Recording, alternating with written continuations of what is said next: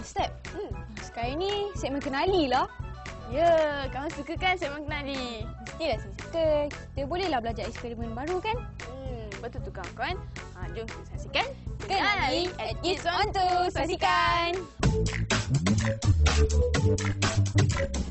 Kenali at Kids on 2. Hai adik-adik. Kembali dalam segmen Kenali at Kids on 2. Topik kita pada minggu ni adalah snake fork. Snake fork. Pada minggu ni kita akan menguji tindak balas eksotermik ataupun dikenali sebagai tindak balas kimia. Oh, macam tu pencetus istilah ini adalah Marcelin Berteliot. Betul tu Sandy. Tindak balas eksotermik ni adalah tindak balas kimia yang mengeluarkan haba.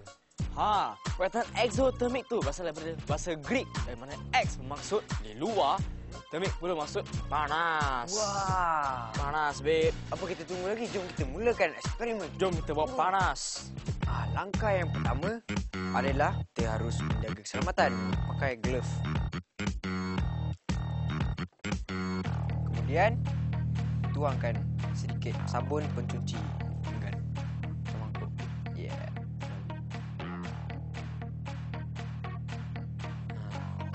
Kemudian tuangkan sedikit asid ni, hydrogen peroxide. Cepat-cepat ni. Ambil goncang tu. Goncang. Ambil garam makmal ataupun lebih dikenali sebagai potassium iodide.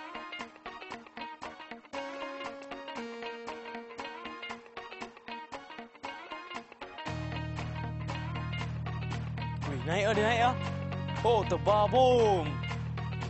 Wah. Dia jangan buat iPhone. Macam ular. Macam ular kan? Bau sikit lah. Tak bau sabun. Dengan bahan yang betul, kita boleh menghasilkan tindak balas eksotermik ni. Abah tak harap adik-adik kat rumah pun faham macam Abah Sanjay kita ni. Tapi kalau nak cuba eksperimen ni di makmal sekolah, haruslah di bawah pengawasan cikgu ataupun orang yang lebih dewasa. Betul tu. Sanjay, kita sampai penghujung segmen dah ni. Dah kan? Adik-adik, jumpa lagi pada minggu hadapan pada waktu yang sama bersama saya, pakar sejarah Sanjay, Dan saya, pakar sains Atta dalam segmen Kenali at Kids on 2. Jumpa lagi.